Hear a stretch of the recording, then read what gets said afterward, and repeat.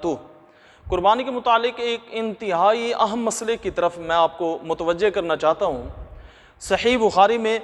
اور اسی طرح مسند امام احمد بن حنبل میں ایک روایت ہے جو حضرت برا رضی اللہ تعالی عنہ سے مروی ہے کہ سرکار دو عالم صلی اللہ تعالی علیہ وآلہ وسلم نے ارشاد فرمایا قربانی کے دن یعنی عید الاضحیٰ کے دن کہ آج ہم نے سب سے پہلے جو کام کرنا ہے وہ یہ ہے کہ ہم نے عید کی نماز پڑھنی ہے اور عید کی نماز پڑھنے کے بعد ہم نے قربانی کرنی ہے، اور اگر کسی نے عید کی نماز سے پہلے قربانی کر دی تو وہ اس نے اپنے گھر والوں کے لیے گوشت تیار کیا، اس کا قربانی سے کوئی تعلق نہیں، اور جس نے عید نماز پڑھ کے قربانی کی اس نے ہمارے طریقے کو پایا، اس نے ہماری سنت کو ادا کیا۔ تو وہاں حضرت ابو بردہ رضی اللہ تعالی عنہ موجود تھے، انہوں نے عید کی نماز سے پہلے قربانی کر دی تھی اس خیال سے کہ جو پڑوسی ہیں ان کے لیے جلدی گوشت تیار ہو جائے۔ ان نے حضور کی بارگاہ میں یہ معاملہ پیش کیا اور پھر عرض کی یا رسول اللہ اب میرے پاس ایک بکری کا 6 ماہ بچہ ہے، کیا میں اس کی قربانی کر سکتا ہوں؟ تو حضور نے ارشاد فرمایا ابو بردہ تم کر سکتے ہو، تمہارے علاوہ کسی اور کو یہ اجازت نہیں ہے، کیونکہ بکری کا بچہ جو ہے، بکری بکرا یا بکری کی قسم میں جو بھی چیزیں شامل ہیں وہ 1 سال کے ہوں گے تو قربانی ہوگی ورنہ نہیں۔ ہاں بھیڑ جو ہے اگر وہ اتنی موٹی تازی ہے 6 ماہ کی کہ وہ دور سے سال کی لگتی ہے تو اس کی قربانی ہو سکتی ہے، حضور نے اجازت دی، لیکن بکرا بکری جو ہے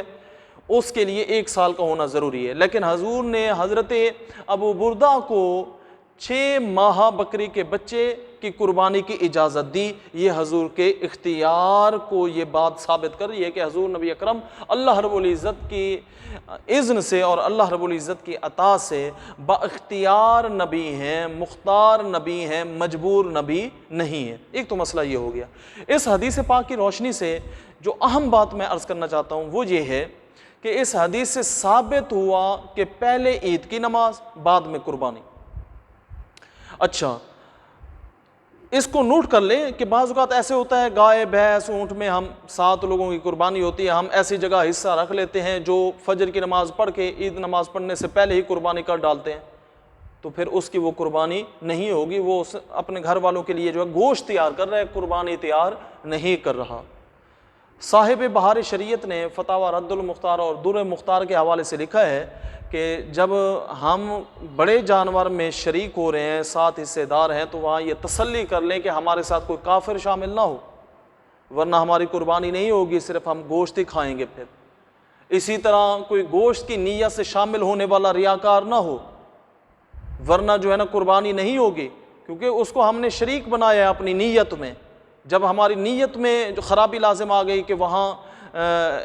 جو ہے نا گوشت کی نیت والا آ گیا ہے، ریاکاری کی نیت والا آ گیا ہے، تو اس کی وجہ سے باقی لوگوں کی نیت بھی خراب ہو گئی۔ تو یہاں انتہائی احتیاط کی ضرورت ہے کہ ہم بڑے جانور میں جہاں حصہ رکھیں تو ایسے لوگوں کے ساتھ رکھیں جو زہد و تقوی کے ساتھ، جو رب کی رضا کے ساتھ، اخلاص کے ساتھ قربانی کر رہے ہیں اور سارے مسلمان ہوں۔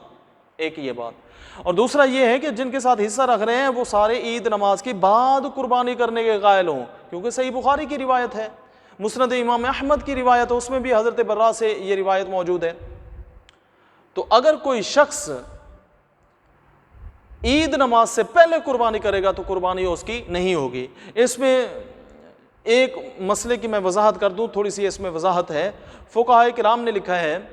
جیسے بہار شریعت میں بھی ہے کہ بڑا شہر ہے، وہاں اس شہر میں کوئی بھی شہر ہے، وہاں کسی ایک جگہ پر عید کی نماز ہو گئی ہے، ہم اس شہر کے دوسرے حصے میں رہتے ہیں، مثلا میں ملتان کی مثال دوں، میں گلگشت میں رہتا ہوں اور قربانی جو ہے شاہ رکن عالم میں ہو رہی ہے، اور یہاں ہم نے نماز پڑھ لی ہے 6 بجے عید نماز،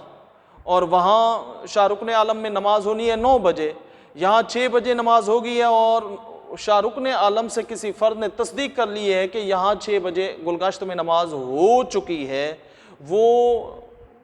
عید نماز پڑھنے سے پہلے اگر قربانی کر دیتے ہیں ان کی نماز ہو جائے گی، کیونکہ ملتان کے کسی حصے میں عید کی نماز ہو چکی ہے، یعنی کسی ایک جگہ پر عید کی نماز کا ہو جانا ضروری ہے، اس کے بعد ہم قربانی کر سکتے ہیں، چاہے ہم لیٹ ہی کسی عیدگاہ میں جا کے نماز ہی کیوں نہ پڑھ لیں۔ اس مسئلے کو نوٹ کر لیں، خود بھی سمجھیں، دوسرے دوستوں کو